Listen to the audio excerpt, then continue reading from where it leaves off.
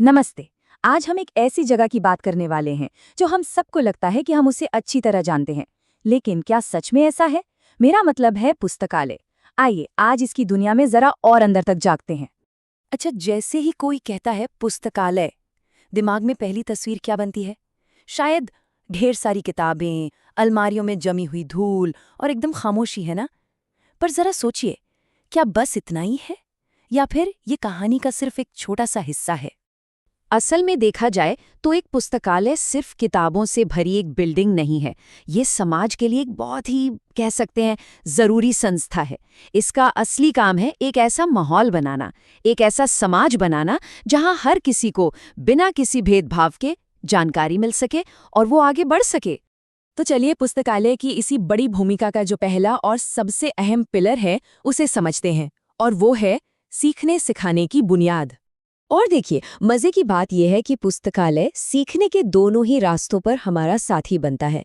एक तरफ तो ये हमारी फॉर्मल एजुकेशन मतलब स्कूल कॉलेज की पढ़ाई का एक ज़रूरी हिस्सा है।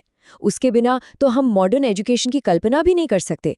और दूसरी तरफ ये उन लोगों के लिए भी ज्ञान का एक खुला समंदर है जो स्कूल कॉलेज के बाहर अपनी ज़िंदगी में कुछ नया सीखना चाहते हैं, चाहे उनकी उम्र जो भी हो। और बात सिर्फ स्कूल की पढ़ाई तक ही नहीं रुकती। जो लोग रिसर्च करते हैं, नई नई खोज करते हैं, उनके लिए तो पुस्तकालय किसी खजाने से कम नहीं है। यहीं तो इतिहास, समाज और विज्ञान से जुड़ी वो सारी जानकारी मिलती है जहां से नए नए आइडियाज पैदा होते हैं।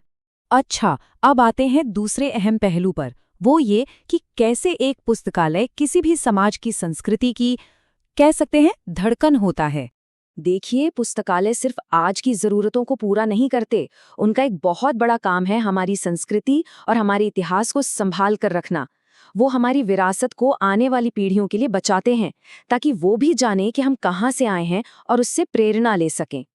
और ये सिर्फ पुरानी किताबों को सहेजने तक सीमित नहीं है। पुस्तकालय तो वो जगह है जहाँ संस्कृति सचमुच जीती है। सोचिए, वहाँ नाटक हो रहे हैं, कवि गोष्ठियाँ हो रही हैं, कहानियों पर गर्मा-गर्म बहस चल रही है। ये सारी चीज़ें लोगों को एक दूसरे के और करीब लाती हैं। इन सब के साथ साथ पुस्तकालय में सुकून और मनोरंजन भी मिलता है। यहाँ ऐसी कहानियाँ, कविताएं और विचार मिलते हैं जो न सिर्फ हमारा मन बहलाते हैं, बल्कि हमें एक बेहतर इंसान बनने और मन की शांति पाने में भी काफ़ी मदद करते हैं। और अब बात करते हैं इसकी सबसे गहरी, सबसे बड़ी भूमिका की। वो ये कि एक पुस्तकालय एक स्वस्थ, एक जागरूक लोकतंत्र का गार्डियन होता है, एक रक्षक। यही वो सिद्धांत है जो पुस्तकालय को सच में सबका बनाते हैं। मतलब ज्ञान यहाँ हर किसी के लिए है, किसी भी तरह का भेदभाव नहीं।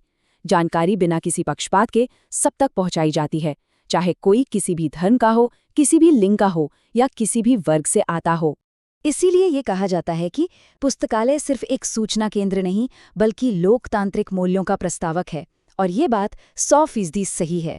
ये सिर्फ जानकारी देने वाली जगह नहीं है, बल्कि ये समानता और अपनी बात कहने की आज़ादी जैसे मूल्यों को बढ़ावा भी देते हैं। अब सवाल ये उठता है कि आज की इस तेज तर्रार डिजिटल दुनिया में, जहां हर चीज इतनी तेजी से बदल रही है, वहां ये सदियों पुरानी संस्था आज भी इतनी जरूरी क्यों है? इसका जवाब छिपा है इनके बदलते रहने की क्षमता में। देखिए, ये क्या करते हैं। एक तरफ पुरानी ऐतिहासिक जानकारी को संभालते हैं, फिर लगातार नई जानकारी को इकट्ठा करते रहते हैं। साथ ही इंटरनेट जैसी नई नई टेक्नोलॉजी को अपने काम में शामिल करते हैं। और सबसे ज़रूरी, ये बदलते हुए समाज की ज़रूरतों के साथ तालमेल बिठाते हैं। मतलब ये रुके हुए नहीं हैं, ये लगातार विकसित हो रहे हैं। और आखिर में, टेक्नोलॉजी चाहे कितनी भी आगे क्यों ना बढ़ जाए, पुस्तकालय का जो मूल मकसद है, जो उसका मिशन है, वो हमेशा एक ही रहता है।